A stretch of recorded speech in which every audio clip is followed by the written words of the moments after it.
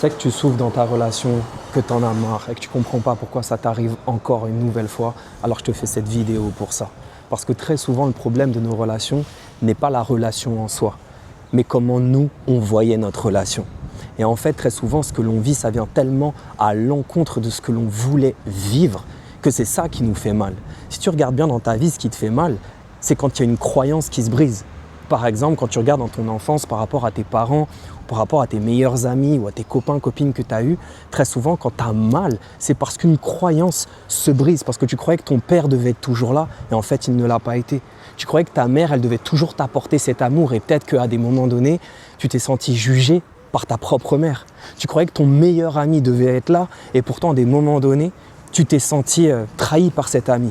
Eh bien, c'est pareil dans ta relation intime avec ton couple ou avec cette personne qui tu voyais être la femme de ta vie ou l'homme de ta vie et que tu te disais, mais ça devait se passer comme ça et finalement, la vie me montre encore une fois que ça ne se passe pas comme je voulais.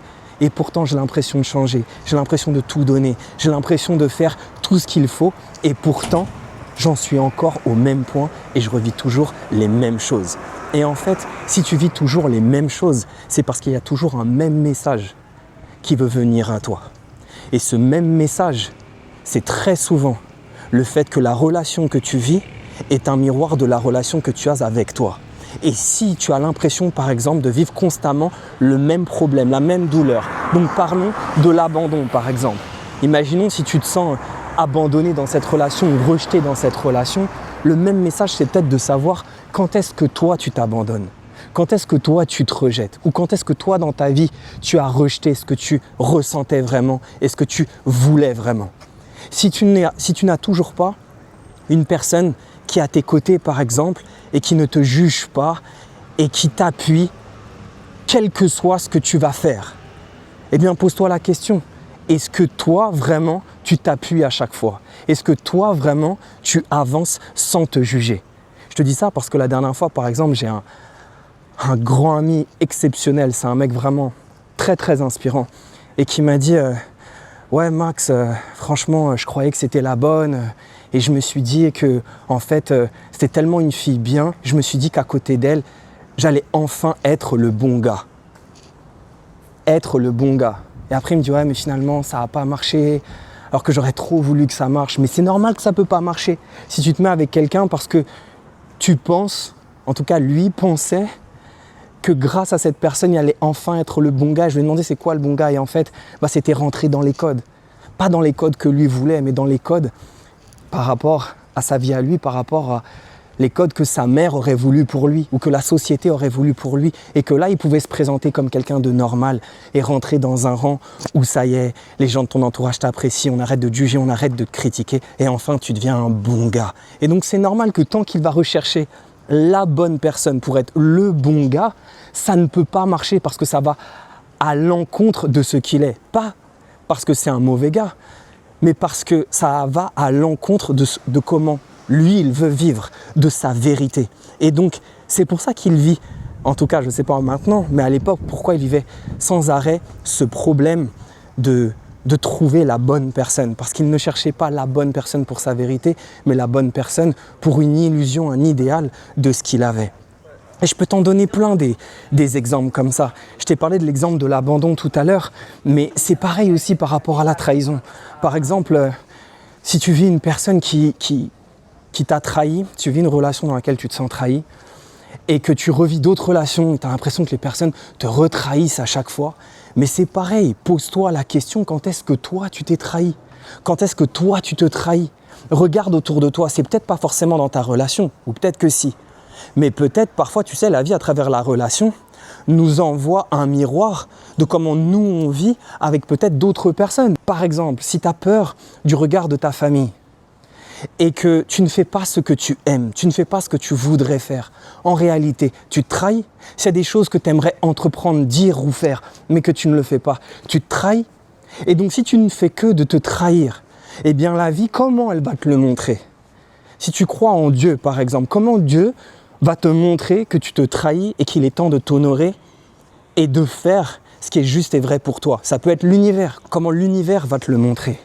Comment la vie va te le montrer? Eh bien, à travers des relations qui vont te faire miroir sur ce qui n'est pas aligné à l'intérieur de toi. Et donc c'est comme ça que ça fonctionne. Donc on va t'envoyer une relation où tu vas avoir l'impression ou percevoir que la personne t'a trahi. Et tu vas te dire mais pourquoi? Et tu vas rejeter la faute sur l'autre, alors que je ne suis pas en train de dire que l'autre personne a raison. Je suis simplement en train de te dire que l'autre personne est en train de te faire miroir de ce que tu nourris à l'intérieur de toi. Rappelle-toi, une relation, elle n'est pas là pour que tu sois heureux. Une relation n'est pas là pour que tu sois heureux. Une relation est là pour que tu accomplisses ce que tu es. De la même manière que dans la vie ne t'apporte pas ce que tu veux. La vie t'apporte ce dont tu as besoin pour devenir ce que tu es et pour t'accomplir. Tu crois que quand un arbre subit des grandes tempêtes, quand il vit des grandes douleurs, des grandes sécheresses, des grands froids, des grandes vagues, tu crois que c'est ce qu'il veut? Non, mais ça renforce ses racines. Il va puiser encore plus bas. Et vu qu'il va puiser encore plus profond, il sera beaucoup plus fort. Et vu qu'il sera plus fort, pour le printemps d'après, il va produire encore plus de fruits. Est-ce que c'est ce que l'arbre voulait, la tempête? Non. Est-ce que c'est ce que l'arbre voulait, la sécheresse? Non. Mais c'est ce qui forge et shape ses racines pour qu'il puisse produire encore plus de fruits et donc pour qu'il puisse accomplir sa mission et ce qu'il est vraiment. Et donc, en ce sens, comme l'arbre, nous sommes des éléments de cette nature, donc nous respectons les mêmes lois, les mêmes codes. Donc dans ta vie, quand tu as des problèmes de relations, pense bien à ce que je t'ai dit là. Vois tout ce que tu juges chez l'autre ou tout ce que tu as vécu avec l'autre. En quoi en fait toutes ces choses-là que tu juges chez l'autre qui t'ont fait tant de mal, en quoi en fait ce sont des miroirs de ce que tu vis avec toi-même. Je résume. Si tu vis de l'abandon, regarde en quoi tu t'abandonnes. Si tu vis de la trahison, regarde en quoi toi tu t'es trahi. T'entends, ça siffle. C'est pas un hasard, il y a un message là encore. Si tu vis un rejet, regarde en quoi tu t'es rejeté. Si tu attends d'être avec la bonne personne pour être le bon gars ou la bonne femme ou la bonne personne parfaite, regarde en quoi tu es en train de te mentir. Et c'est normal que dans cette relation, il y aura plein de mensonges derrière. Plus tu t'éloignes de ce que tu es, plus tu t'éloignes de ton axe et de ta vérité, et plus la vie va te le montrer. Comment la vie, Dieu ou l'univers va te le montrer? À travers les relations. Donc, je veux bien que tu prennes conscience de ça. On souffre très souvent parce qu'on a une vision erronée des relations en croyant que l'amour c'est fait pour être heureux et qu'on vient sur terre pour trouver l'amour. Faux. On vient sur terre pour s'accomplir et donner notre fruit au monde comme l'arbre le fait. Et à travers cette quête de l'amour, on a cet apprentissage de la relation que nous avons envers nous-mêmes pour apprendre à s'aimer nous-mêmes. Parce qu'une personne qui s'aime, qu'est-ce que tu peux faire contre une personne qui s'aime? Elle a un bouclier naturel, une aura bulletproof, une énergie, une prestance, un charisme. La personne n'a même pas besoin d'hausser la voix. Simplement par son ton, tu l'entends quand une personne s'aime. Parce qu'une personne qui s'aime, c'est une personne qui est alignée, c'est une personne qui est présente, c'est une personne qui dit oui quand elle ressent oui, non quand elle ressent non. C'est une personne qui, pour arriver jusqu'à cet amour, a traversé beaucoup de défis, beaucoup d'épreuves qu'elle a dû transcender pour arriver à s'apporter à elle-même tout ce qu'elle demandait de l'extérieur. L'amour de soi, c'est briser toutes les illusions que l'on avait de l'amour en général. Parce que dans tes relations, tu crois que ça doit se passer comme ça, comme ça, comme ça, et que la vie ne te l'apporte pas, et que tu n'as plus d'autre option que de te l'apporter à toi-même, là, ça change le game. Parce que quand tu t'apportes à toi-même tout ce que tu demandes des autres, et même mieux, aussi, en cumul, quand tu te donnes à toi-même tout ce que tu donnes aux autres, donc dans les deux cas, quand tu te donnes à toi-même tout ce que tu donnes aux autres et que tu t'apportes à toi-même tout ce que tu demandes des autres, là, ton amour, il fait comme ça envers toi-même. Et si ton amour, il fait comme ça envers toi-même, ta confiance en toi, elle fait comme ça envers toi-même. Et si ton amour et ta confiance en toi font comme ça envers toi-même, ta foi, elle fait comme ça envers toi-même. Et ça, quand tu commences à avoir l'amour et la foi à l'intérieur de toi, alors tu as tout. Tu as vraiment tout. Je dirais qu'une fois que tu as ça, il ne te manque plus qu'une chose fondamentale, c'est savoir pourquoi tu es là, quelle est ta mission. Et ça, c'est l'autre clé. Et je te laisserai sur ça. Et je pense que c'est le message que cette vidéo a voulu m'apporter à moi-même et à toi. C'est qu'à chaque fois que tu souffres, à chaque fois que tu as un problème et à chaque fois que tu doutes, pose-toi encore une fois cette question. Dans cette relation, dans cette souffrance, dans cette douleur que tu es en train de vivre, en quoi ce que tu es en train de vivre te rapproche en réalité de ce que tu es vraiment? Quel est le message par amour pour toi que t'envoie cette relation?